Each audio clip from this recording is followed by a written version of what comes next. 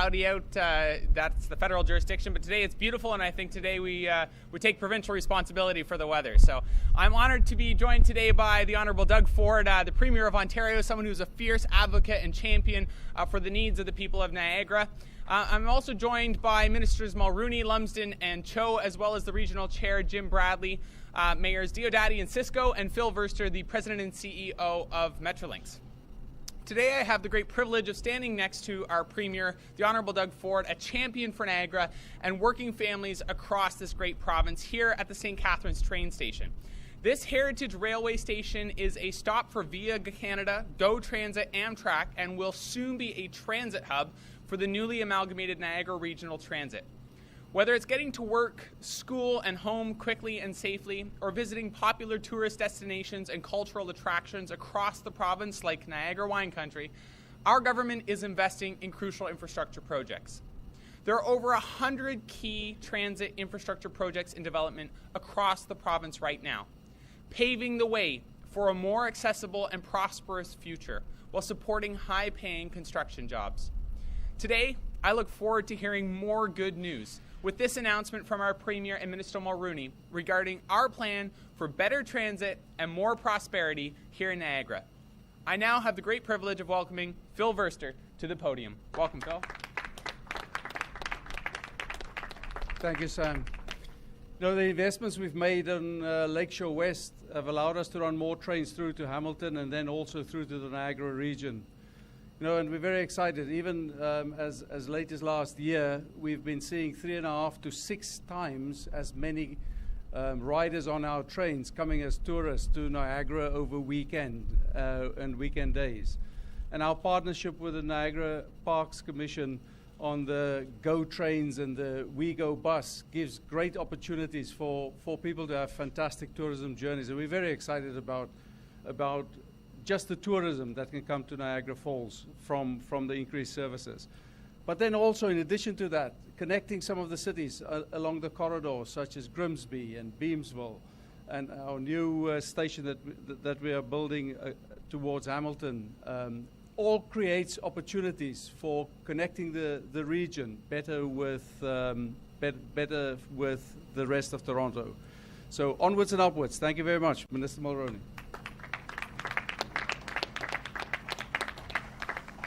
Hello everyone, bonjour tout le monde. It's so great to be here in beautiful St. Catharines on such a beautiful day. It was just shy of a year ago that the Premier, my colleagues and I were out in Niagara region to share exciting news about the return of weekend round trips from Union Station to Niagara Falls. I am so pleased to be back alongside Premier Ford, Ministers Lumsden and Cho, MPP Oosterhoff, Phil Verster, Mayor Diodati, Mayor Cisco, and Chair Jim Bradley. Residents here in St. Catharines, Niagara Falls, and across the GTHA rely on GO Transit to get where they need to go. Whether it's to get to work in downtown Toronto or for some weekend family fun in the Falls. Heading into May 2-4 weekend, it's an especially exciting time for families and friends looking to escape the city life and enjoy the best of what Ontario has to offer. And what better place to explore than right here, the Niagara region. A gateway to Ontario and one of the top tourist destinations in all of Canada. But let's face it, world-class destinations like Niagara and Toronto deserve a world-class transit system to help people get there. A fact that was neglected for far too long under the previous Liberals. But with Premier Ford at the helm, public transit is not taking a backseat. And this is great news for the rapidly growing number of people, including right here in Niagara region, who are opting to take public transit every single day. We're making historic investments to the tune of $70.5 billion over the next 10 years to deliver the better public transit that Ontarians need. This includes brand new subways, LRTs, and of course, the GO expansion program. Premier Ford is leading the charge on the largest transit expansion Ontario has ever seen, which will include more frequent GO service throughout the entire network, including Niagara. This is a key part of our plan to fight gridlock, and it makes taking public transit faster, easier, and more affordable than ever before. I'm proud to be part of a government under the leadership of this Premier that has made transit a priority. And with that, it's my pleasure to introduce a true transit champion, our Premier, Doug Ford. Thank you. Merci.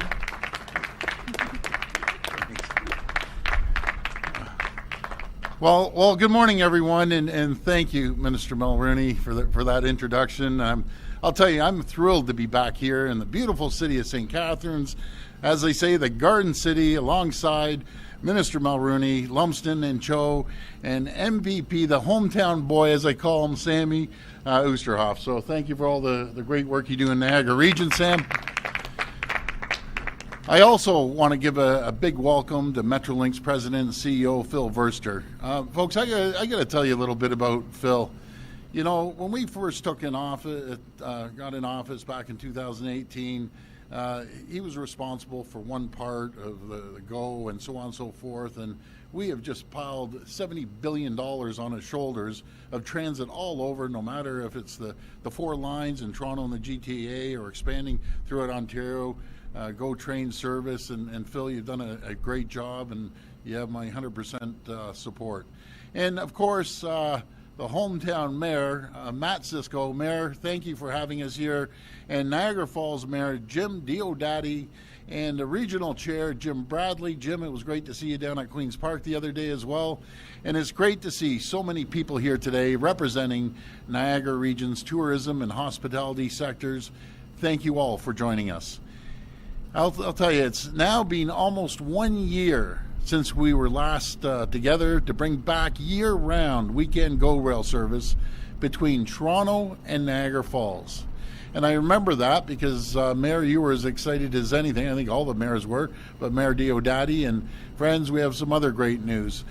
This service has been a huge success. In fact, in January 2023, weekend ridership on GO trains to Niagara was up 3.4 times higher compared to January 2020 levels. That's just absolutely incredible. And yeah, that's great. And you've heard me say it before, Niagara is one of the best tourist destinations anywhere in the world, and with the collaboration and cooperation with the region and the local mayors, we're going to do some incredible things in Niagara. This region attracts over 12 million visitors every year, enjoying the beautiful views of the falls, the vineyards, casinos, and gaming. And that's, that's a famous Niagara hospitality. When you come here, folks, when you have people from around the world, we live in such a multicultural province. When you have friends come in, you have to come down to Niagara Falls. So today, I'm thrilled to announce that we're expanding GO train service to Niagara even more, making it easier, faster, and more convenient for people and families to visit this beautiful region. Starting tomorrow, the number of round trips between Union Station and Niagara Falls will more than double. This includes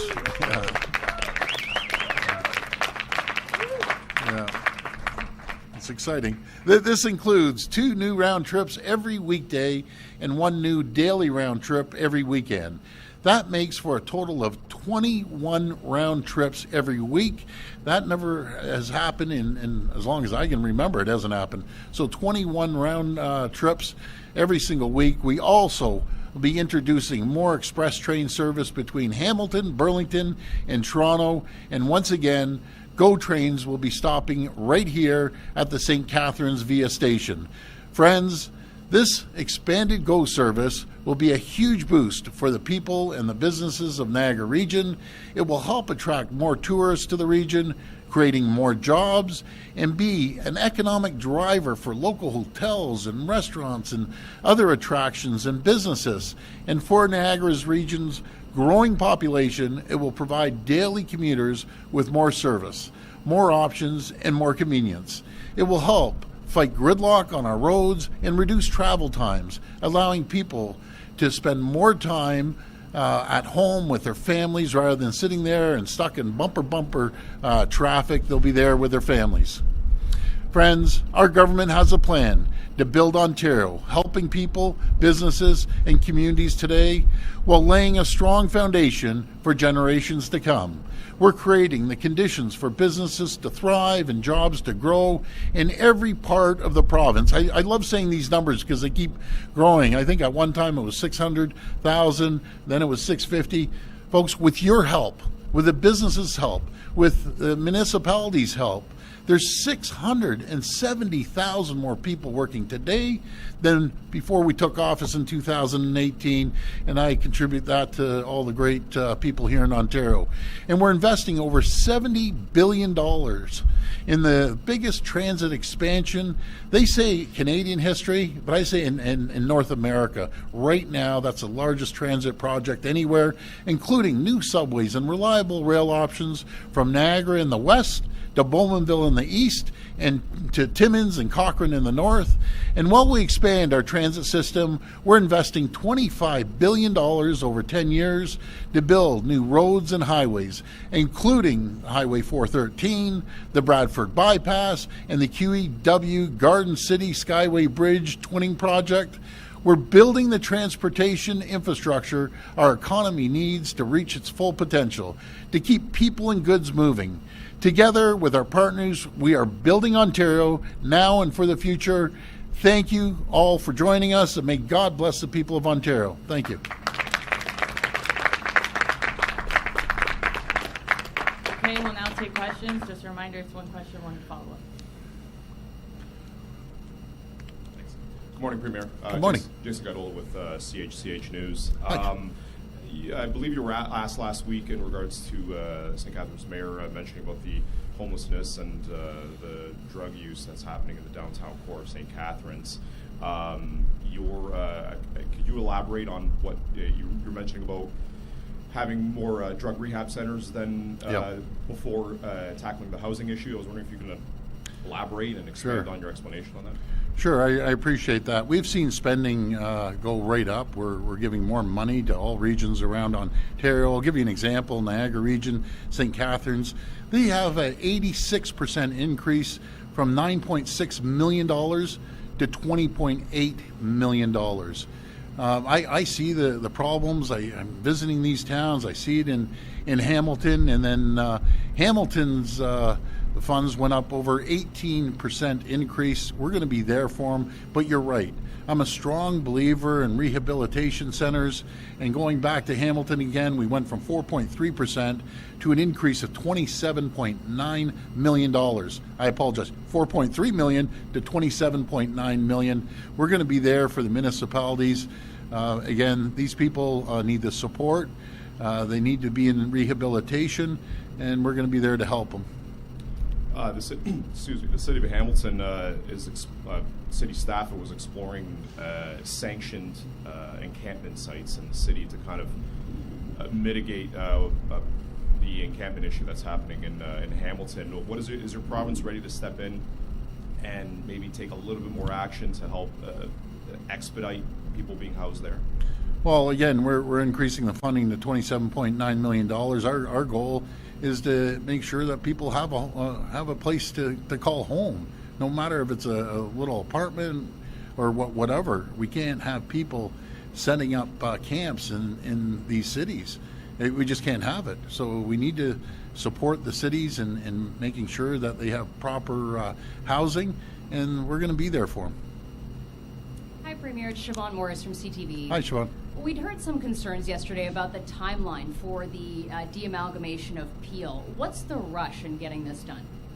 Well, it's not a rush. You can go two ways here, and I've talked to the mayors, talked to Mayor Crombie, talked to Mayor Brown as well, and I left a message for Mayor Groves. I'm sure she'll probably call me right now. We have two ways of doing it. You slow roll this, and slow rolling is 2.5, 3 years, or they sit around the table and with the transition team and the facilitator, and we move forward. This is about giving them the independence to run their own cities, not worry about another level of government overruling them. They want it. We gave it to them. I promised Hazel many years ago that I believe, and she believed, that a city almost 800,000 people should be independent. I agree. And I'll tell you, the phone calls have been ringing off the hook with other mayors saying, hey, I want my independence. We're the only government, just think of it, in the history of Ontario, that's actually given people their independence, giving the municipalities a strong mayor system until they can make decisions and move things forward. So this is a really good thing. I'm sure they'll sit down and there'll be a few disagreements, but at the end of the day, they both want it. They're both going to get it. You said your phone's ringing off the hook with other mayors asking for independence. Who? Well, I'm not going to name names. That's not fair to them. But everyone wants to, call their own shots per se, and I don't disagree with them. Maybe it goes back to my roots as city council, and I always hate upper tier governments, dictating here, there, and the other thing. We're there to support them. We're there to fund them provincially, and so is the federal government. But they have to make decisions themselves. No one knows their towns and cities better than the mayors and the city councilors. I walked a mile in their shoes. You're on their front doorstep. You're dealing with Mrs. Jones cracking the sidewalk or a pothole and everything in between. Again, no one knows their regions better than the local representatives. Hi, Premier. Good morning. Laura Hi. Stone, Globe and Mail. Hi, Laura. On the Stellantis deal, I understand Ontario and Ottawa have been in negotiations, and it's my understanding that your government is willing to now spend more money on the deal. Can you elaborate on that and provide details as to what you're willing to do? Sure. Well, I'm not going to get into the full details until the announcement comes out, but this is all about protecting jobs and the people. That's what it comes down to. Down in Windsor, before we came into office, you could shoot a cannon down the street in the middle of downtown and you wouldn't hit anyone. This is going to be an opportunity to people to get great paying jobs. It's going to bring certainty and stability within that region. Folks, our plan, working with, again, the municipalities and the federal government in Ontario, I've had an opportunity to talk to ambassadors and consul generals and governors all throughout the world, and obviously down in the States. Man, with the cooperation of everyone, we are doing well here in Ontario. It's a quality of life, not only for the people to live and raise a family, but a quality of life for businesses to come here and open up. We right now, we're moving in the right direction with the cooperation, again, with the municipalities, federal government, because, folks, it's us versus the world when it comes to attracting these companies to Ontario. And as much as the world is a massive place, and when it comes to the auto sector or the tech sector or life science sector, it's very, very small, and everyone talks. And the word on the street right now around the world is come to Ontario, invest in Ontario. It's one of the greatest places in the world to live, work, and open a business. Okay, thank you. You sort of confirmed there, but can you just confirm that Ontario is going to provide more money for this deal, and will it be significantly more than what was provided, the $500 million that you talked about? I will confirm we're putting more money on the table there. This is all about saving jobs and giving people the quality of life they deserve in southwestern Ontario. And this is really exciting, no matter if it's Stellantis or if it's Volkswagen. Folks, the place to be is right down in southwestern Ontario if you need a job. And we're doing the same here in Niagara. We're working hand in hand with the chair. Chair Bradley came to our office, brought some local mayors. It's about communicating, sitting across the table. Forget about these political stripes. I know I sound like I'm preaching all the time, but I can't stand these political stripes. We work so well with the chair and mayors of other political stripes. We all have something in common. We want to make sure we have the best quality of life for our residents in every community. But there's no more beautiful place than here in Niagara. So I encourage everyone, please, this summer, come by down to the Niagara region, go on the wine tours, go down to the Niagara Falls, stay in a hotel, go out for dinner. This is gorgeous down here. Good morning. It's Paul Smith from CBC. Hi, Paul. Out of your list of 6 municipalities, which one is on your top list of that list to see changes, and what would you like to see? Well, I think right across all of Ontario, I talked about southwestern Ontario, talking about Niagara. Eastern Ontario, too, is booming, no matter if it goes from Belleville to Brockville. A lot of companies are moving out there. Then you have Ottawa, too, in the tech sector. They're the tech center of North America now. They have over 500 tech companies out there. But again, I want to stress this. It's about working together collaboratively with all three levels of government and the private sector and the communities. I can't stress it enough that it's so competitive right now worldwide to attract these companies. And when we all unite, we're unstoppable. We really are unstoppable when everyone comes together. And I know you've been asked about the Minden Hospital before. Yep. I just want to clarify your position. Is there a chance your government will try to keep the ER from closing? Well, let's just keep in mind that the Minden Hospital is going to stay open. We're working with the hospitals. They're the ones that hire nurses and within that community. But we always believe in giving the best service we can when it comes to healthcare right across the province. So we are working hand in hand with the hospital through the Ministry of Health. This will be the last question. Hi, Doug. Hi. Alan from the Standard. Hi, Alan. Just wondered, back when the legislation for the housing first came forward, Yep. I think there was a lot of speculation about mergers rather than dissolving regions. And I wondered, is that still on the table? I mean, could we be, when we're looking at the additional 6 municipalities, could perhaps megacities be in their future, or is that out of the question now? Well, I want to work hand in hand with the mayors. I'll give you an example. Let's just talk about Peel, because that's kind of the hot potato right now. The mayors have to get out there, the regions have to get out there and really ask for it. I'm not going to go in there and put the hammer on anyone. It was started with Mayor Hazel. I promised her and agreed with her that Mississauga should be its own city. And then Mayor Crombie agreed, Mayor Brown, and my exact words to both of them with Mayor Bonnie Crombie, I said, you should be doing cartwheels when I talked to her last night all the way down Highway 10. And when I talked to Mayor Brown, I said, you should be doing cartwheels all the way down Highway 410, because it gives them their independence. It gives them the strong mayor powers. And they have a lot of items that they want to do. And then let's empower local government. I've been a strong believer. And again, it probably goes back to my roots being a city councilor. But we'll be there to support them. So answer your question, nothing happens without sitting down and listening to the cities and towns in any region. A few years ago, you were talking about the number of elected politicians in Niagara specifically, and it would seem to me that dissolving the region would do little to address that. Just kind of throwing that out there. Well, again, I had Chair Bradley over with the mayors, and I'd be very transparent. I said, hey, you have too many politicians. But do you know what's nice about Niagara? It works. It's working right now. It's growing. Businesses are coming. Tourists are coming. And we're going to be there to support them, to really just enhance it to another level as well.